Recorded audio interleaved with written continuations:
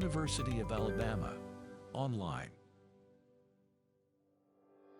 We are the one who has the will to win, who not only deserve success, but command it.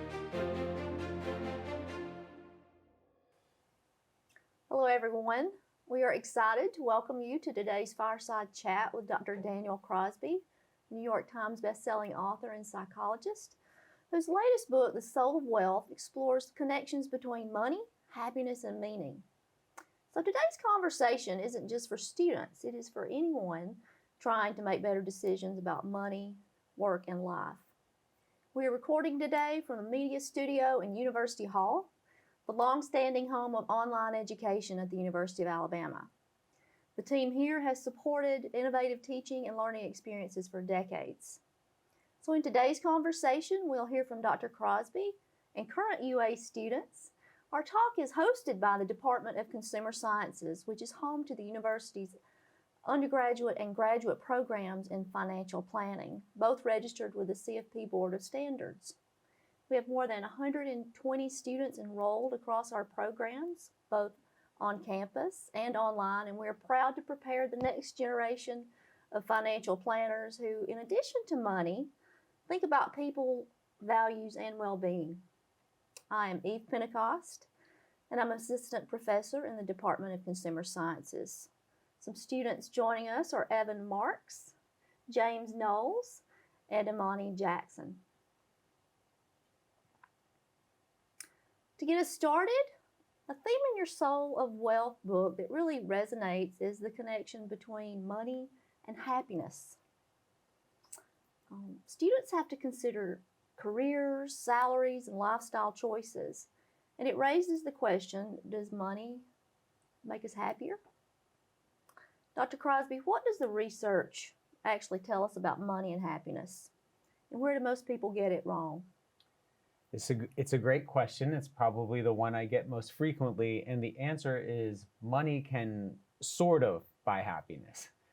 One thing that we know pretty emphatically is that the absence of money can buy misery. We look at people with low levels of wealth very, very consistently. They show low levels of happiness. And one tricky thing about measuring happiness, of course, is that there's no blood test for happiness. We can't just, we have to get at it sort of obliquely. And so it depends a lot how you ask people about happiness, what you see. So there was a seminal study that came out about 10 years ago that found when people approached what would be about $100,000 in income today, that money and happiness rose precipitously up to about $100,000, and then it plateaued. But that definition of happiness relied heavily on some sort of physical things like physical well-being. So yes, money is very, very good at keeping you warm, keeping you fed, keeping you healthy, keeping you safe in a safe neighborhood. But after that, it becomes more on us to try to determine, seek after that own happiness. More recent research, though, more subjective research, shows that there's actually a positive relationship between income and happiness all the way up to $500,000 in income. If you ask people not so much about their physical symptoms, but more about their subjective well-being. If you say, hey, James, how are you doing? Write me a paragraph about how you're doing. People show a positive correlation up to about $500,000. But then in the research, we also see that there's 15% of people who have no relationship between money and happiness. So they maybe have some organic mental illness or a different problem altogether. So it's very complicated. And then, of course, there's the research that shows that depending on how we save, spend, and invest our money, we can get a lot more happiness depending on if we save, spend, and invest it in ways that are consistent with buying happiness. So the answer is a little complicated. It's certainly the absence of money can buy us a great deal of sadness. But at some point, it buys us safety, it buys us comfort. But then I think the best things in life have to be pursued independent of that or in addition to that.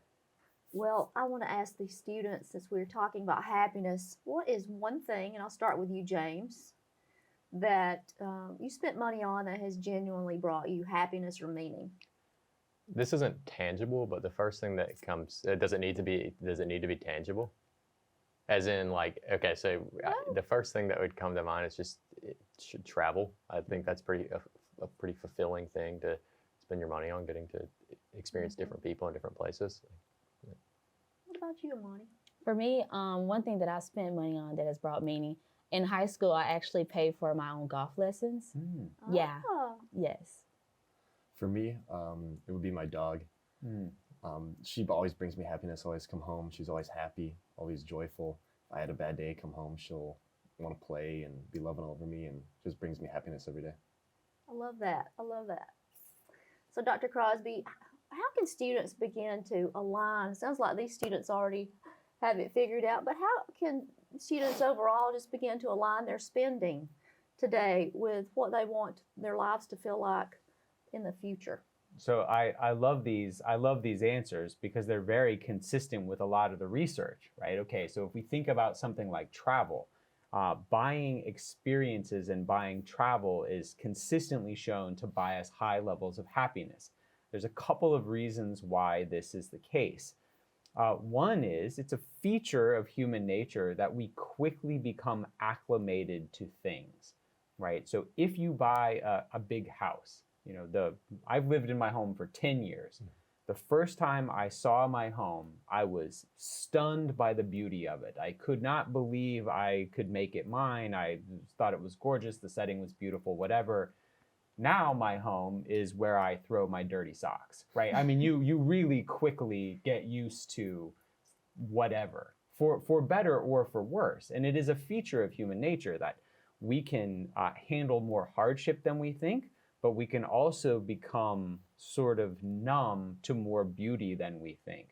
So one of the things that's great about travel is there's a newness to it. There's a novelty to it, and it tends to stick with us longer because you go to Japan and you see new sights and new sounds and you hear new languages and you try new things and you spend a different kind of money, and that newness sticks with you.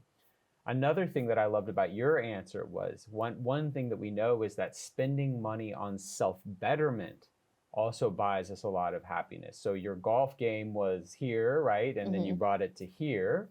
So education, self-betterment, self-improvement is a reliable form of happiness. Your dog, I'm going to put, so first thing, there was research out this week that showed that there's a very strong relationship between longevity and pet ownership. So we know that there's a lot of benefits that come from owning a pet, but anything that buys us a relationship, and I'm gonna put the dog in the relationship camp. There's research that I talk about in The Soul of Wealth where buying a car is usually a very poor way to buy happiness. Cars depreciate quickly, they get rusty, they get dinged in the parking lot, and they just get worse generally over time. But people who buy a car to join a car club see an incredible boost that is enduring in their happiness because they didn't just buy a car. They bought somewhere to go on Saturday and new friends that share an interest and people to go on a road trip with. And so you've really invested in a relationship. And so, you know, I think all three of your answers quite sort of organically have stumbled onto some truth about the relationship between money and happiness.